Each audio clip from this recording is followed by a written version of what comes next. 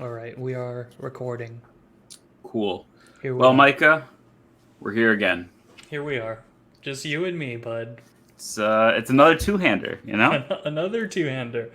We're both gripping the vase We're lifting with that each water. hand.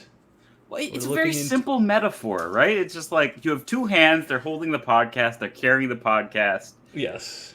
full of We're delicious, clear, crystal clear the podcast shaft of the water. podcast. We're looking at each other's eyes. Would you say, there's four hosts of this podcast Okay. usually. There's two Mhm. of us here today. Would you Mhm. say that our podcast is a 2 out of 4 on the bracket scale? There you are. Are we going sicko mode this app? Are we just talking MTG? I don't know. We can't. Well, how are you doing, Michael? We don't have to jump right into it. I guess we should say up front. This is I Love You, Mana. It's a Yes. podcast about carrying crystal clear podcast water from one place to another. I am one of your hosts, Zach Kagan. I am joined by my co-hosts, the Belly Television, Micah, Thank you, Zach. uh, Hello, everyone.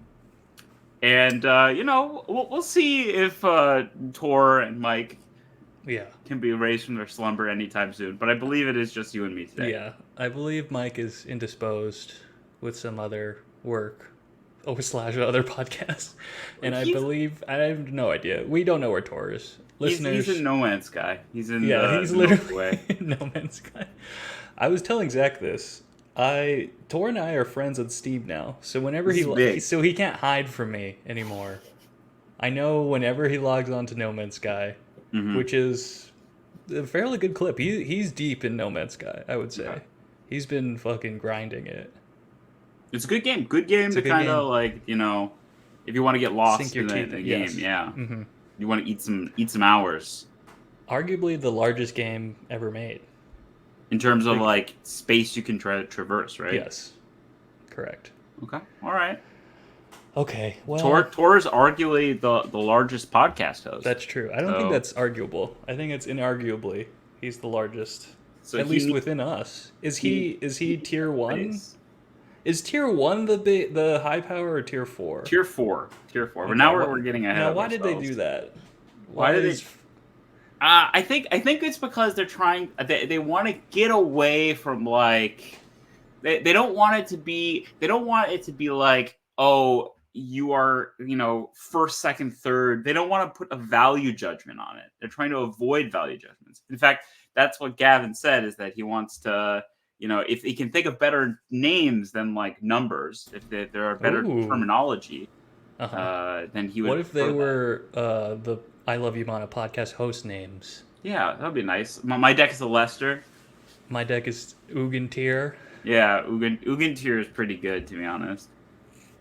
Where would we be? Okay, well, let's do this exercise. Yeah, let's do this. I think, to be I- honest, I I mean, think I'm claiming jank. okay. I think honestly, what it would probably be is it would be your one, so your jank. Then it's me. I think. Sure. No. I think I maybe think then it's Tor. yeah, I think maybe it's Jank, then 2 is Tor, 3 is me, and the highest tier is Lester. Sure. Yeah, because he's a psycho. He's a Yeah, psychotic. yeah, he doesn't care what you think. He'll blow Yeah. up all your lands. Yeah. He'll lock you out of the game Yeah. with stacks pieces. I've been thinking about everything, and I think we're probably just gonna jump into this. We Yes. also have to I have a heart out because there's Rosh Yes. Hashanah dinner. Oh well, let's talk about that. Your little date night with your buddy. With Aaron. Yeah, I was invited to dinner for the Jewish New Year. Okay. Rosh Hashanah. Shana Tova, Belly. Now, and to you as well, Zach. Thank you. Do you enjoy the company of Aaron's parents? Is it going to be awkward? It's gonna be interesting. Well, also because my mom is joining for this one. Okay, that is interesting. Yeah. Yeah, so Well, I that's mean, very sweet. because the thing was I had gone to Aaron's. It's actually, first off, it's not at Aaron's place. It's at his aunt Mindy's place. Oh, okay. She has a very nice house. She has a very nice she's, I think, Aaron's dad's sister. Okay. I know everyone at home is making the family tree of Aaron Isaac's family to follow along. but I've been to their house before. It's a very nice house. It's a very nice party. And I was thinking to myself, like, isn't it kind of, it's a little silly for me to go and have a nice Rosh Hashanah dinner with like Jews and like whatever, and like to Without your leave my mom. mom at Yeah, home. that's kind of sad. That's nice. Yeah, so I wanted to make sure she came, but I had to twist her arm a little bit. So it's not put to a final point on it. She can still back out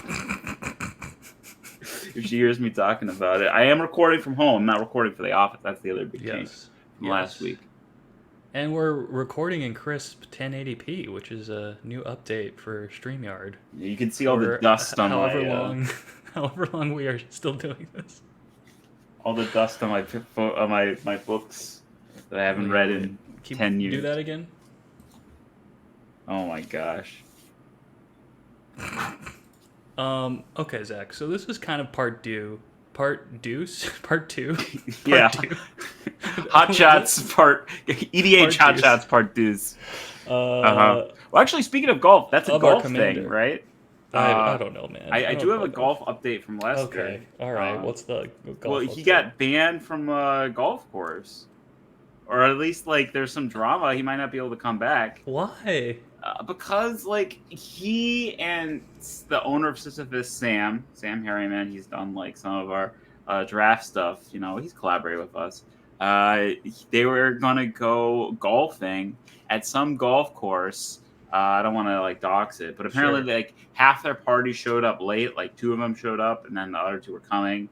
And apparently you're not supposed to do that. Like your party all has to show up on time. And so the guy got mad at them and said this is like the 3rd time they've done that and banned them. That seems very dramatic. Yeah, it's also like warning.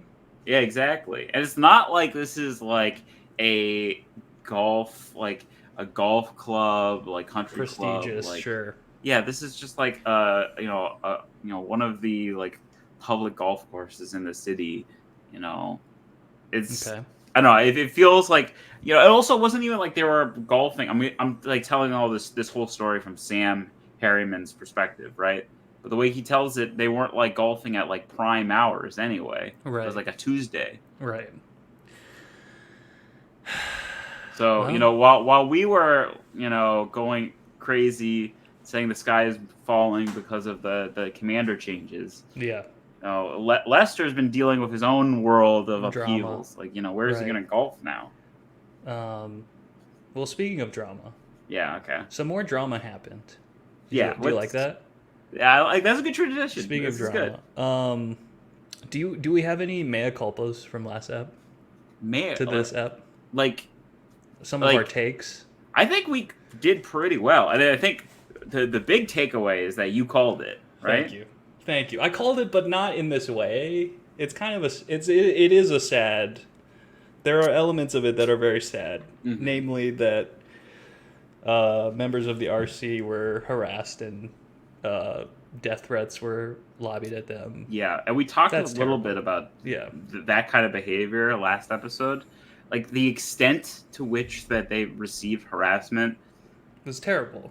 Well, I didn't even like understand it really myself. Right. But let's just like spell out exactly what we're talking about here. Okay. Last week, just to recap, the Commander RC, the independent like council that's been running Commander for over 10 years, the whole history of the game, the group started by Sheldon Menery, banned 4 cards. We talked about it in detail last week. It's a big upheaval. There's all sorts of takes going back and forth. There's a lot of community reaction. If you want the details and how we thought last week, listen to that episode. I stand by a lot of the stuff that we said. I think we did a pretty good job, at least by our very low standards. But literally just a week later, so the bombshell dropped on Monday. We reacted to it on like Wednesday or whatever, and literally a week later, this Monday, another bombshell was dropped. Yeah, which is that it's coming. The RC is transferring ownership of the format to Wizards of the Coast. It is being beamed up to the mothership. The party's over. Party's over. Commander, folks. Sky Commander is as falling. we know it, is done. The format is over. The format's Pack over. it up. Now it's all our fucking WotC overlords, Hasbro overlords. I've seen like so The many thrill like is gone. people like posted that like clip from Breaking Bad where like Mike is like, "We had a good thing, and you and your pride and your arrogance, you fucked it up." I do have to say, you did send me a Sopranos meme of that, basically. Uh-huh. And you even asked me if I saw it. And I don't It like goes to, that like, meme 3 a places. little. I don't know. You don't I like don't. it? I mean, it's just Explain it to over. me. It's like if it's too formulaic, I'm just like, okay, you could put anything in here. You know what I mean? Okay, but the meme was. Sorry, that's an aside. That's an aside. I felt okay. I'm not like Sopranos like sicko. I've watched a couple episodes, but I know the characters, right? I know that Tony gets frustrated with Christopher. Uh-huh. Christopher makes the rash decisions, and Tony has to like get him to step in line, right? Yeah.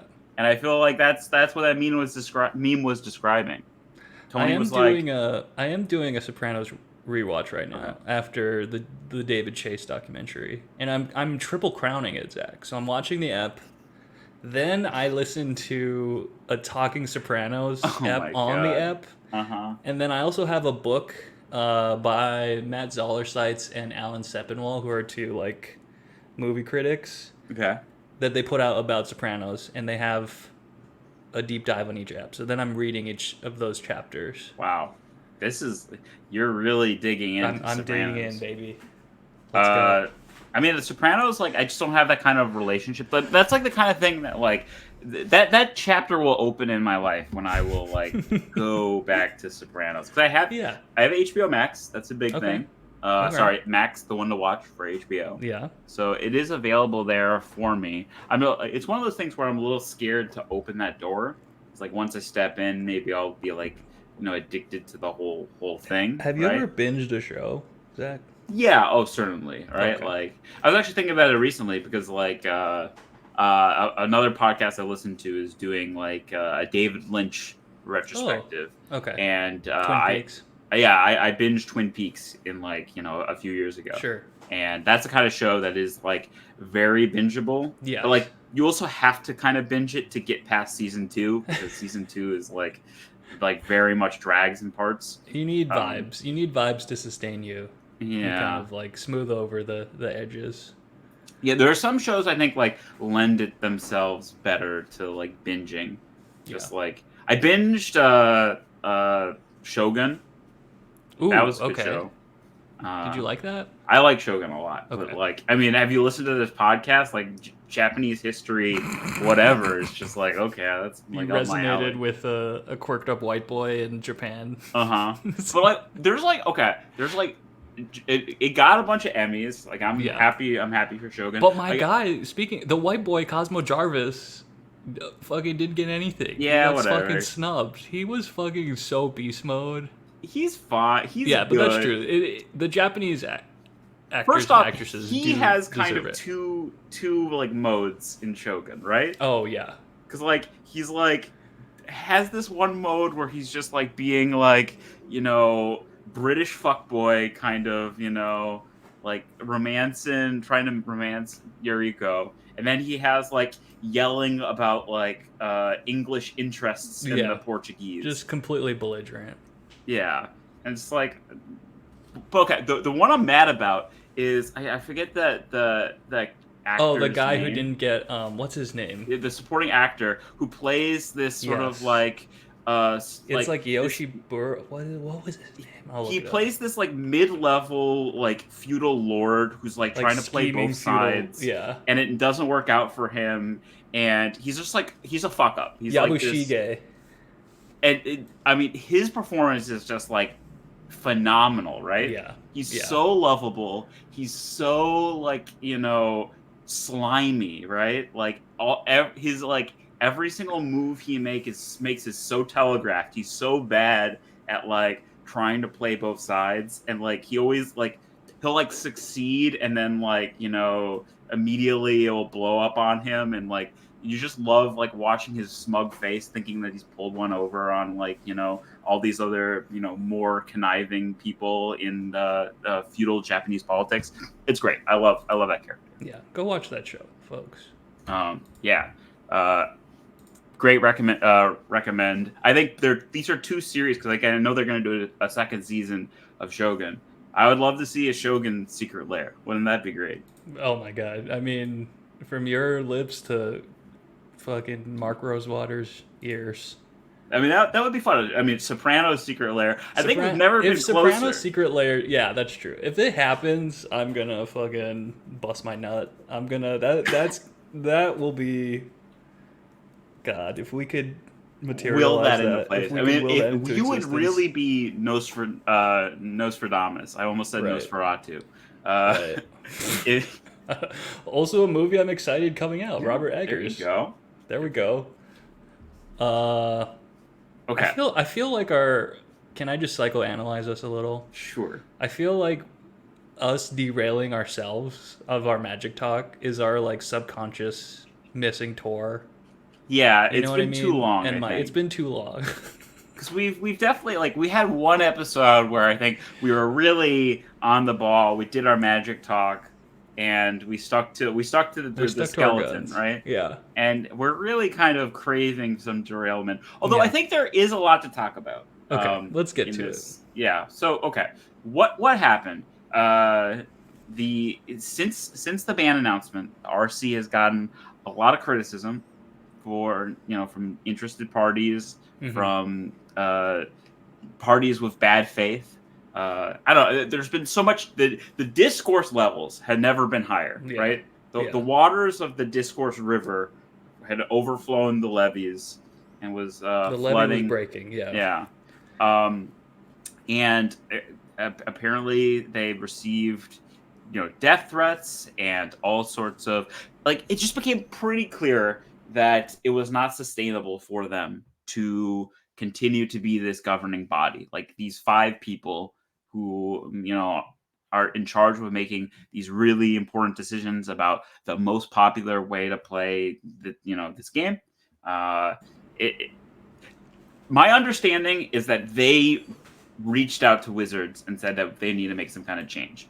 Yeah. It's not exactly clear how it went down, but Wizards and... Or sequence of events, yeah. Or when things happened, yeah. How or when it happened. I wonder if we'll ever get sort of like an oral history of who reached out to who and said maybe it's time to do this. But clearly, the way Wizards phrased it in the other day on Tuesday, they had their weekly MTG stream, and they sort of went through their logic and where they stand with this with Wizards taking control of the Commander format. They framed it as something where they were sort of asked to do this. This is the RC asked them, but it's not really clear exactly how that happened. And maybe if you're listening to this, you might be like, well, what's the big deal here? Wizards, it's, Commander's a Wizard product. How is this different from any other format? Well, we talked about this last week, but Commander is sort of unique in that it's had this community controlled group that has decided on rules and has decided on policies and the spirit and sort of goals of the format, and most critically in this case, banning discussions. Right? Yeah, it has been this independent body called the RC, the Rules Committee. Independent body and volunteer based. Yes, they do not get paid by Wizards of the Coast. The CAG, the Commander Advisory Group, also are a group of volunteers. We talked about last week. Josh Lee Kwai quit the CAG, resigned. Also, Kristen from, I'm not sure of their last name, but they're big in the EDH space and we're a CAG member, and they write for Card Kingdom. They write all the EDH stuff for Card Kingdom. So and maybe others, I don't know. There sort of was a fallout. I think for I think a lot of people had reasons to quit. Some people, I think Josh Lee Kwai very clearly quit because he felt that they did not like listen to him or like Yeah. clue him in or clue anyone from the CAG in about the choices to ban these 4 cards. And I think he like that as an example of like pushback that I think was in good faith and like not derailed into death threats or attacking their character or whatever. Like it's just like he was disagreed and he felt a certain way, and so he resigned. Yeah. And you and I both listened to the Command Zone app which dropped shortly after we recorded our episode. So they had to get our takes before they went live. Honestly, like I listened to both apps, and there were like some things like listening to Josh Lee Kwai. Like I mean, obviously he's very successful and a huge member of the community, but he had this like extended metaphor of like measuring fun in like games. It was a little clunky. Yeah, it's just like I don't know. That's just not clunky productive. Stuff a lot. Yeah. It was a little, but I really enjoyed that app, and yeah. I think it was if you need clarity, go watch that app. But I was gonna say that he was very like nice. He like clearly disagreed, but like obviously was civil about it. And I think it pains me that these kind of remarks need to be said. They do need to be said just based on the fact that people were issuing death threats and stuff. But like this kind of behavior is just unacceptable. Like what are you doing? Yeah, and like kind of connected to that, or like arguably the largest reason, the precipitating event was, I think Jim wrote about this, or whoever wrote the RC announcement, is like Commander has scaled so much, has gotten so big that they no longer can kind of like field on a volunteer basis when things go awry, and like they can no longer like field all of this discourse, good and bad, and they are not equipped. They don't have the resources to like talk to everyone, protect themselves, that WotC has, and WotC would obviously devote to this because it is the biggest format in Magic. It is the thing bringing in the most new players. It is their cash cow. So you would think, obviously, WotC would devote a lot of resources to this. Yeah. Resources that the RC did not have. And like, I heard it framed on our Discord, actually, but by Chewy. Shout out Chewy. Shout outs to Chewy. But like, if you think about it as like a product, if Commander is a product, you would imagine that the support team for that product should have the full resources of the company that produces it. It shouldn't just be like 5 people. Now, I think a lot of people who appreciated the community history of Commander and the community-led nature of its development might hear that and kind of have a visceral reaction, right? Because they don't want to hear Commander as a product, right? Mm-hmm. But sort of unfortunately, that's kind of where we are in 2024, where they've been making Commander precons since like 2015 or whatever. Commander is very, very much like Wizards of the Coast's product. But like now let's talk about like the future, right? Because I think or at least what like WotC said their plan is, right? Sure. Because this happened on Monday. Very quickly, you start hearing from Wizards. I do want to. Can we just point as you're talking about the timeline? I'm throwing something up on the screen, so YouTube viewers, you'll see this. Listeners, check out our YouTube. Notably, when all of this was first going down. Yes. Okay. Sure. Notably, when all of this was first going down, our guy, our king, Gavin Verhey, was not tweeting. Notably, did not tweet anything during the bannings. Yeah. In fact, his last tweet was from September 20th, with an amazing image of himself in a banana suit, and the text, "Just a totally normal Friday night over here." So that's on Friday. That's on Friday the 20th. The banning was the 23rd, and then we didn't hear anything from Gavin until September 30th.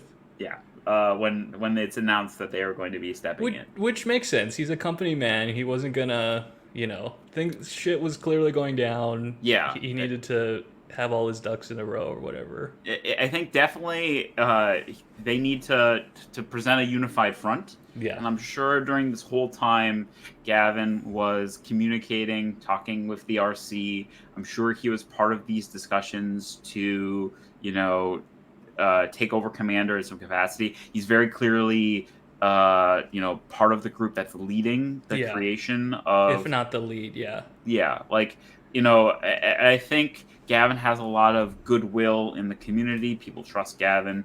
And for sort of good reason. Not only that he's been working on Commander for a long time, he's also on the Pauper rules committee, or whatever group within Wizards who decides on bannings for the Pauper format. Mm-hmm. And I know Pauper's a very small format, in terms of the number of people who play it, but I know a lot of people have been very positive in the way that he has navigated discussions on Pauper and the ban list.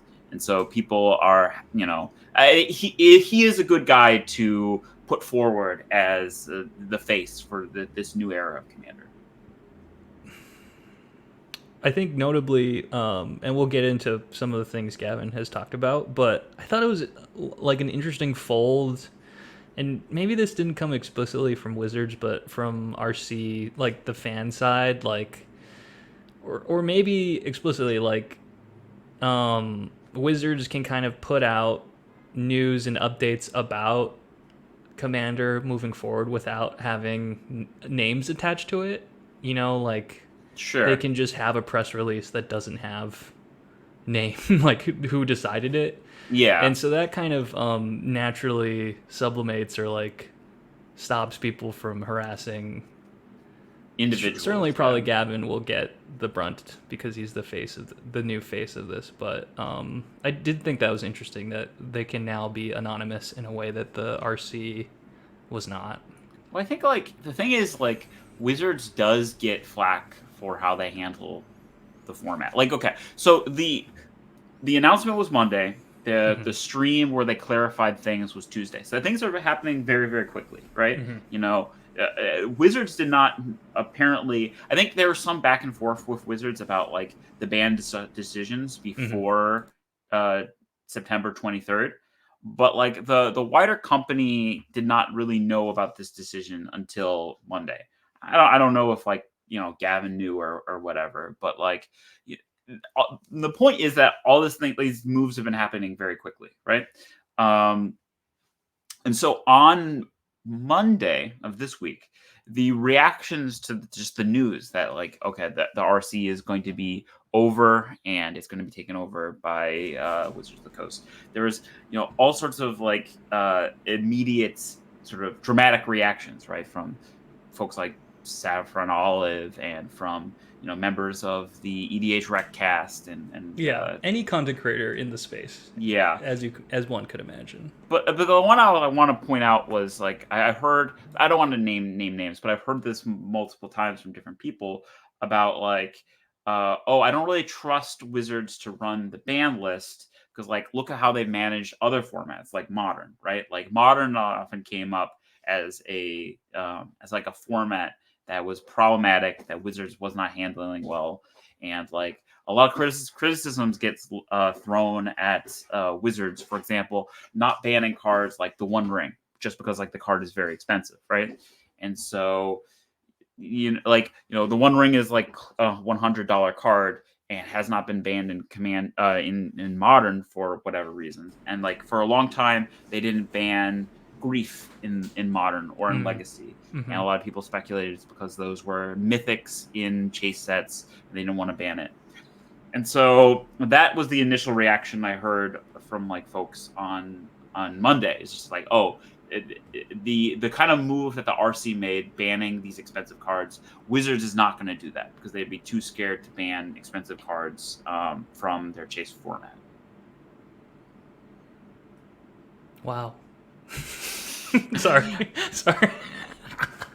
I mean, I get the point. Like, I get the point that, like, they feel that these decisions are going to be led by, like, this is the other, like, I brought up Modern just to contrast with Commander, but, like, the headline decision is that Wizards is going to make choices to expand their profit margins and not to make, improve the health of the game, right? Yeah. That their interests lie elsewhere. Yeah, and you and me were sharing a lot of these takes privately, and again, we don't want to like yuck people's yum or call people out too much, but like to channel Mike a little, I do feel like it's like people who were like decrying the sky is falling or like I don't know, railing against corporations. I'm just like, guys, we're talking about Magic the Gathering. We're talking about a children's card game. Yeah. And we're talking about Commander, like of casual format. Like, what are we doing here? You know what I mean? Like, yeah, it's like, of course, I don't know. we're already spending so much money. So much of our disposable income is going to this card game. Like, to a certain extent, I don't know. Relax. Like the point that like sticks with me is like, yeah, if you're spending this much money on this card game, which is owned by Wizards of the Coast, like it's been owned. It hasn't not been owned by a corporate. I mean, it's not like First off, Hasbro has owned Wizards of the Coast for many, many, many years. Yes, it is not like it's a new thing. It wasn't a new thing when we started the podcast. Like, people have been talking about Hasbro and Hasbro greed for a long time. Actually, the CEO of Hasbro now is the former WotC CEO, right? Right. So like, and like, they've been printing cards for the Commander format since 2015, right? And in fact, like, there are numerous instances in which, like, well, at least the example is of like Jewel Lotus, was that I think at least we know that members of the CAG, I don't know if members of the RC directly, told Wizards that this is not a good idea for a card. This card was too powerful. Mm-hmm. And Wizards printed it anyway, for whatever reasons. Now, as of Tuesday at least, Gavin says that cards like Jeweled Lotus and Dockside Extortionist were mistakes, that they shouldn't have printed them, that they're over the line in terms of power. But like, the point is that they printed these cards and they marketed these cards, during the RC and CAG era. Anyway, that did not like stop them. Right. And so like, if you really believe that Wizards, like, there are some people who just believe that the Wizards of the Coast and Hasbro is a evil money grubbing corporation and will not trust anything that they do. And like, I cannot change your mind. Like, if you want to be upset, like, feel your feelings. We talked about this last week, but like, sort of at some point, like, I don't even know what to say, right? It is kind of baffling to me. It's like a crazy. Why would not crazy? Why would you spend so much effort and energy and time and money about something if you truly believe that the company making it has like bad intentions? And maybe like, you should find another hobby or something. Like, and I do really believe, and I listened to like the things that they said at their stream on Tuesday, like, even Aaron Forsythe, who is like he's a VP of Wizards, right? I think, and he on that stream like makes it clear that like, yes, I have a boss who wants certain things, but like, my goal is to make Magic the Gathering and Commander, as a big part of Magic the Gathering, the most fun, most healthy format that it can be. And like, I believe him. Like, I don't think that he's like, doing the like kind of a skull and bones, like, he's trying to trick you into, and it's all like a big like ploy to give you the keys of Commander to him, Yeah. It's hard. I feel like are we corporate hoggies? I mean, I'm a corporate hoggy. You should be the voice of the people, Micah. I mean, I don't know. It just seems like such a weird positioning. Dare I say virtue signaling, like, position in context of like a children's card game. Like, I get it for sure. Corporations suck. You know what I mean? Mm-hmm. But corporations suck. But have you seen like the custom Magic cards that people like print and put on Reddit? Like they're terrible. Yeah. So it's like You really want these people making your game? Yeah, I don't know. It seems like, yeah, it just comes off as a little virtue signaling. But I feel like I've gone too deep down this hole where I'm responding to a very specific tweet or two. Sure. Pull me out of it, Zach. Yeah. I mean, like, okay, I do agree that there have been like modern, like, okay, you can like pick formats that are not perfect, right? Like, yeah, modern, like, the problem is, I think, especially with like competitive formats like modern, you know, like it cannot be it cannot be all things to all people, right? Like some people wanted modern to remain this place where you play, you know, your old decks and cards that are nostalgic. Right. But the truth is that, like, you know, with power creep and with just like the audience that Magic has, they wanted to, you know, they don't want the same decks to be the most powerful decks in modern. Yeah. If there wasn't like Modern Horizons or whatever, then probably something like Primeval Titan something would be like the best deck in modern. Right. Who knows? I'm not a modern expert. But like there's reasons that they've printed these Modern Horizon sets, and I know that people are not fans universally of Modern Horizon sets or whatever.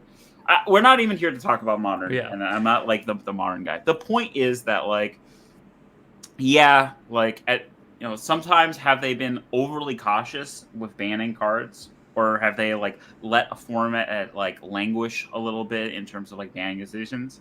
Yeah, probably. But I think they do that more often than not from an abundance of caution. That they don't want to like ban a card that is going to, like, you know, a lot of people invested in, you know, out from under someone before a tournament. Like that's why they let Nadu go for like, you know, 2 months, right? Right. Like everyone knew Nadu was busted. But like they decided they wanted to keep these scheduled ban announcements so people have confidence in like what cards they buy. They know when they're going to get banned, and they didn't want to change that, even though they knew the card was busted. And I'll say this is kind of a different direction from what we shouldn't talk about modern too much. But I did see, you know, in favor of the people who were sad or decrying the end of the format or not happy with this decision to bring it into the WotC fold, was that it sends the wrong message. I saw this was Krim's take on of MTG Goldfish. Yeah, if they unban, you mean if they unban? Well, no, if they unban the cards, but also, you know, this could send the wrong message to the people who were harassing RC members of like, oh, we won, we like got the RC, we got them to quit, exactly. And now WotC, our saviors WotC are taking over, who will unban our hockey cards and, you know, whatever. I think of the people on it. I mean, this is I have no evidence of this, Micah. But I think the people who are sending death threats and whatever are not the kind of people who are like, WotC is our savior. You know, like I have a feeling that those kind of people who are sending death threats are also the kind of people who are like. Are you gonna say CEDA players? No. Well, I don't know about CEDA players, but they're very reactionary players. Sure. So I think those are the kind of people who are not going to trust Wizards either, right? Yeah. I think those are the kind of people who are having these kind of dramatic reactions for everything. You're not going to be able to please them no matter what. Right. Exactly. And in that light, I think.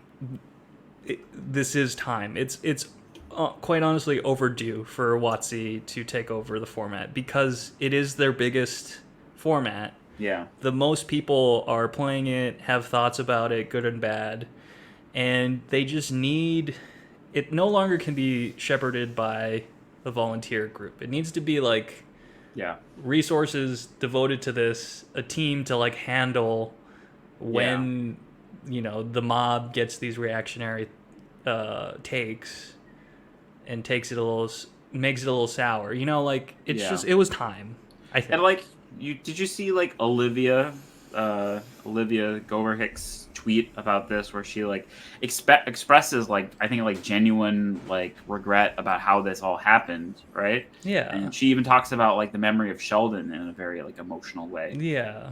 But like, I read this tweet and I had this sort of like feeling for her. But like in my head, I was just like, this probably should have happened sometime after Sheldon died, right? Yeah. Like they and I think like how this went down is not how anyone wanted this to happen. And even like the like Aaron Forsythe on the stream, the way he like put it off, like framed it was like, we had no reason to interfere with Commander. Like Right. the RC had, was doing a fine job, and like I think part of the pros of the format was that it was community led, right? Yeah. So like I agree. I think this was inevitable, but how we got here was sad. regrettable. Yeah. Should we get into the future vision, WotC's future vision, and how they want to weave in the community? Yes. You know more of this than I. You watched the video. I didn't finish all of it, but I watched. I watched most. I left like about half of it, like, and then I watched. Well, what's I read the summary. What's new, Zach? Not finishing a video. But like I think it's pretty clear like where they're at. The big thing, and I think the thing that I haven't heard people talk about is like how expedited this time scale is. They want to get all these changes, or like I don't know if they're gonna make all these changes. Their goal is to like at least have some of this ready for MagicCon Vegas, which is at the end of this month. Wow. So like this is all happening very fast. Yeah. Yeah, that seems, from what I know of them wanting to kind of like maintain a community representatives. Something like fast. The CAG. Yeah, something like the CAG. Maybe some of their aspects. So should we get into like some of the things they're proposing? Yeah, I mean, we can like say them because or you want me to pull it up? Well, there is I shared it. There's the bullet points about like that I think Saffron Olive shared. I can resend it to you, Micah. Okay. Please do. So the bullet points of like what was discussed in this meeting. But I think the big one is that yes, they're going to create some kind of community group to talk about format stewardship. Yes, they want like at least one CEDH person there, which I thought was like that is very cool. Yeah. So there's that. But the big thing is that they did announce that they are going to be evaluating the ban list and taking a look at that. I don't know if they're going to make ban list changes before the MagicCon Vegas. I would actually be very surprised if they do, because that would be like the biggest upheaval of all these things if they change. And I'll use this as a moment to dip into the MTG Finance Hockey Bro mindset. Yes, so I'm on the Jeweled Lotus on TCG Player market price history. We already see a bounce in price. At a low last week, it got down to, according to this, $49, and now it's bumped back up to 62. Yeah, that is higher than I thought. Let's look up Dockside. Okay, Dockside is seemingly more interesting. Yeah, Dockside really went through like, but like you can't trust this like market price thing. That's true. It's like really, it's annoying to look at. This is better. The best thing to do is to look at like sold price on eBay. Yeah. But like it's kind of annoying to like go through the. And that's kind of sicko mode, which I'm not willing to do. Anyway, some of the prices are rebounding. Actually, most of them are rebounding, which is maybe a little too optimistic. I don't know. As Zach has been alluding to, WotC has said they are reevaluating the bans, but God, that would be fast if they go back on it by the end of the month. Yeah. Okay. At the very least, okay. I think they probably will not change the ban list before Vegas. They did at least say that they are going to release their bracket list or some bracket guidance stuff before Vegas. Mm-hmm. And we have been sort of avoiding bracket talk because I think that's going to be pretty much the majority of the back half of this episode. So I think this is like sort of the biggest idea that WotC has introduced here in terms of like their stewardship of the format is doing these kind of like bracket conversations. So this is Saffron Olive's bullet points, or at least he's sharing from someone on Reddit about all these things. Okay. Beyond the initial ban list changes, which they are working on, they don't want to make changes too often. They're considering quarterly updates, sort of similar to what the RC was doing in the past. So they want to keep as much of the structure of the RC of your sort of intact in how they manage things, but they are going to sort of step in and potentially make changes. And you've already seen this when we talk about like Magic Finance. You see some of the cards that are on the ban list start to move, right? Like Primeval Titan jumped, right? Primeval Titan is a card that's been banned in Commander for quite some time, and it's one of the cards that, you know, a lot of people have talked about like wanting it unbanned, or, you know, for whatever reasons. And you know, maybe we'll see that happen. You know, right now it's unconfirmed. I think they did at least signal that they are not looking to unban the cards that were banned on the 23rd. So, you know, Gavin here in this in the live stream said that, you know, Dockside, Jeweled Lotus, and he also names Arcane Signet, which I don't think is in ban considerations, but he does list those cards as being design mistakes. And I think that they don't want to like inject chaos by unbanning them. Although I don't have like confirmation about that like explicitly. I think that's sort of where they're at. And like other folks said, I think this is what Krim said, is that unbanning them will basically validate the people who harass the RC. Right. So they want to avoid that. Should we get into? Yeah, it's time. Let's talk brackets. Sorry. They're please. Introducing the concept of power brackets and listing. Oh God, I'm bunkling this. Basically, 4 brackets. We talked about this at the top. 1, 2, 3, 4, and certain staples, I guess, are going to be pinned to those tiers. So if they are in your deck is kind of, or your deck goes to whatever highest level of card or staple is in your deck. So for example, Swords to the Plowshare is a tier 1 card, jank card, which surprises me. Anyway, Talia is a tier 2 card, Dranith Magistrate is a tier 3, and Armageddon, etc. is tier 4. Do we have, what are some of the other cards? Aaron's calling me about Rosh Hashanah dinner, but we're good. We're good. Demonic Tutor is another example of a high power card. Zach is dealing with Aaron. Well, okay. I'm sorry, because we're supposed to be there at 6:30. Okay. We got to wrap this up. And like, well, this is the thing. I think probably I should wrap this up. Okay. But like, we can like maybe do a part 2 or something. Yeah, let's do a part 2 to our part 2, also known as a part 3. I just want to talk a little bit about brackets. Sure. I've seen a lot of people like being like, "Oh, this is so much more work now. Is WotC gonna like put every card they ever printed into the bracket, into these brackets, 4 brackets?" And I don't think that's what they're doing. It's just kind of like a starting off point of Commander staples or many card. Yeah.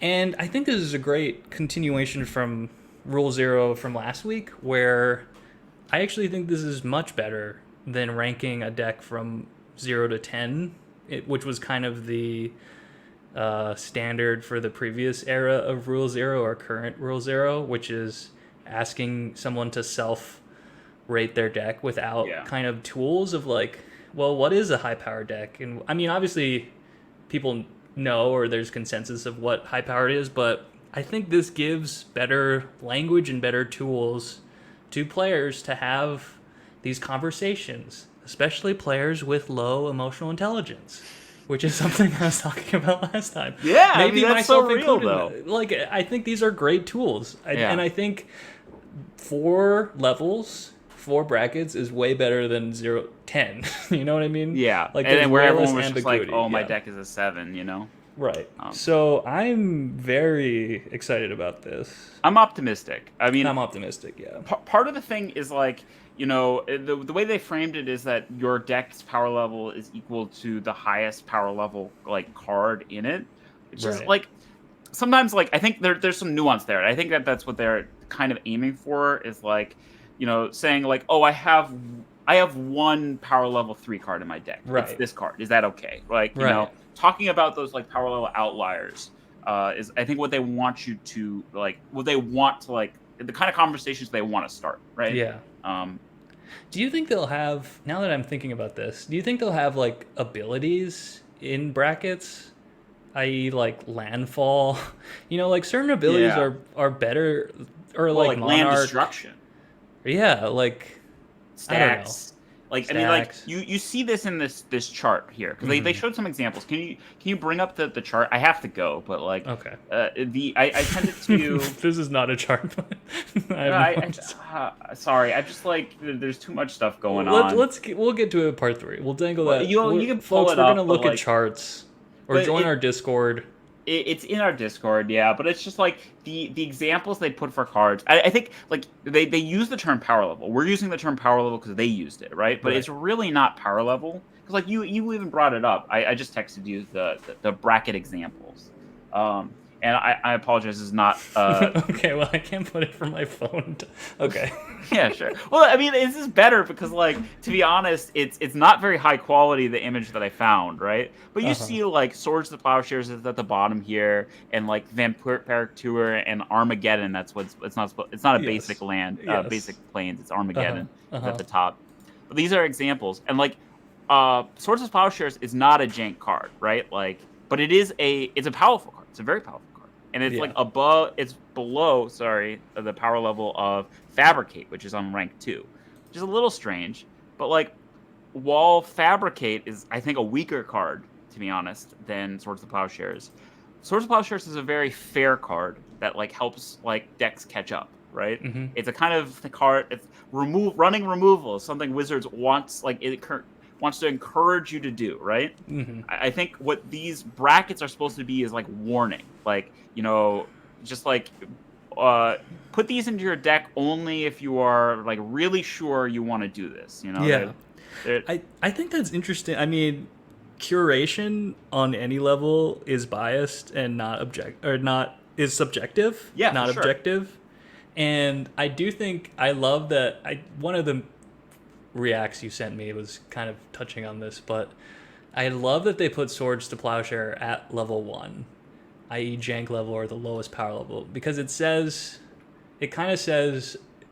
to their design philosophy about the format of like, you at the lowest level, casual level, should be running removal, and you're not. You're a fucking chump. You're an idiot, or like it says that without saying it. But yeah, I know. I really like that, right? Because like they're trying to show you how to like, they're trying to encourage you to have good, like, fun, interactive, casual games, right? And if you're just letting like the combo player, like, you can run a deck with like jank combo, right? And could run away with the game if you have no interaction, and that's not necessarily a fun experience for everyone, right? So I mean, there's so much we can talk about, like the ranking of the cards, what brackets they go in, why there are 4 brackets, what it says about the examples that they gave. Like, there's so much more to talk about, but I really have to go. So we'll dangle that in front of you, our little huggies, our little sickos. Part 3 coming next week. I don't know. Maybe we'll put a little addendum at the end of this episode. Sure. All right. Bye. I love you, Nana. I love you, Aaron Isaacs, parents, and Vicky and Zach. Okay, bye.